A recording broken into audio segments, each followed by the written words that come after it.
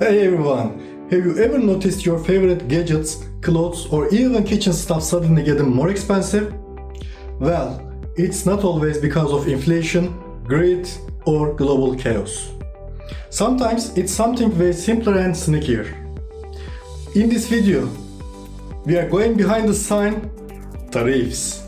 Today, we are going behind the signs to see how these invisible taxes into your shopping cart and why you feel the shock at checkout. Stick around because by the end of this video you will understand how tariffs affect you and that thing you have been eyeing online but haven't bought yet. Let's start. We are into sequence 1. What are tariffs? But before that, I am certified accountant and I have master degree in finance. Let's go. Alright, let's start simple. What is a tariff? A tariff is basically a tax or duty on goods imported into a country. Think of it like this. You are bringing in a new TV from abroad and the government says, hold on, before that hits the shelves, pay a little extra tax first. Tariffs can apply to finished goods, like your smartphone or coffee machine. Parts used to build them. So even if your phone says made in USA, you might have paid a tariff on the way in. And here's a surprising fact. In 2025, United States consumers face an average effective tariff rate of about 18%, the highest since 1934. That means imported goods are getting hit with serious taxes before they even reach your cart. Now you might be wondering, how does that little tax at the border become a bigger price tag in the store? Let's unpack that. That information brings us to sequence 2. How tariffs push prices up. So here's where the real chain reaction begins. When tariffs go up, companies have two choices. Absorb the cost, which hurt their profits, or pass it on to you, which hurts your wallet.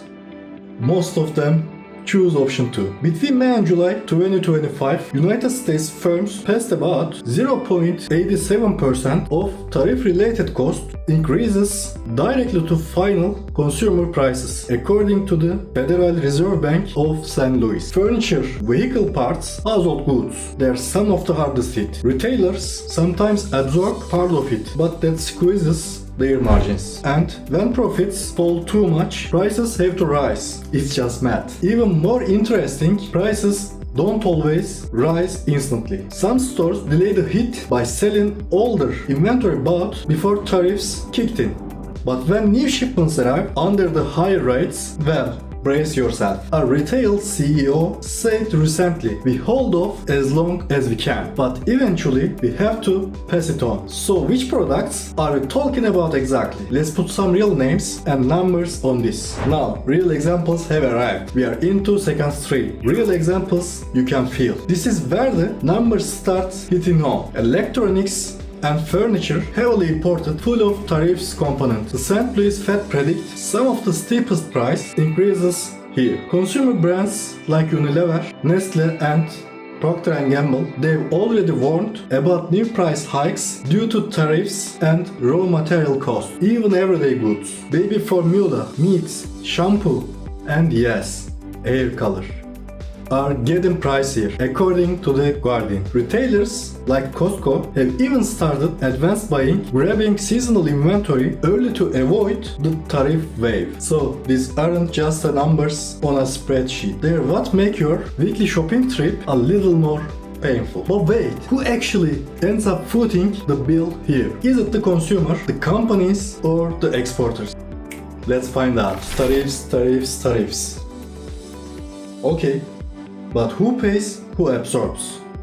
Here in the sequence 4. When tariffs hit, there's always the same question. Okay, but who is really paying? The truth, it's a mix. But consumers take the biggest hit. Consumers absorb about 55% of tariff costs in 2025, according to Goldman Sachs, and producers sometimes swallow a portion to stay competitive, and foreign exporters may drop prices slightly to keep market share, but not enough to save your wallet. All told, the tariff expense shock in the United States this year is estimated at over $1.2 trillion.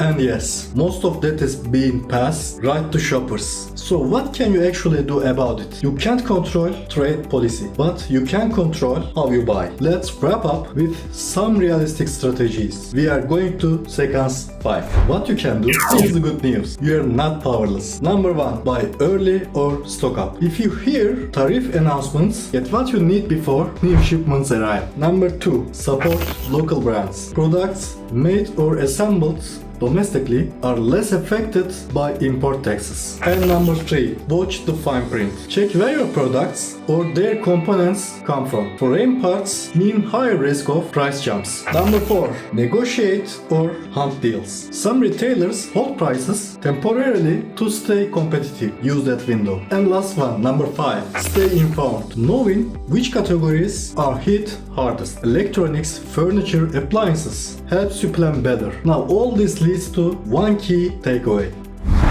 We are in the final thought. Tariffs might sound like distant economic policy talk, but they're right there between the shelf and your wallet. They're silent taxes that ripple through the supply chain and land exactly where you least expect, your shopping cart. But no, you know how they raise prices, who pays the real cost, and how you can be smarter about it. So next time you see your favorite gadget or that sofa jump in price, you'll know it's not just inflation, it's policy passing through the checkout scammer. If you found this helpful, give it a like, share it with a friend who has been complaining about rising prices, and don't forget to subscribe. And tell me in the comments, have you noticed specific products getting more expensive lately? Let's talk about it, because the more we understand how money moves, the smarter we shop and the less we overpay. Take care of yourself. Bye.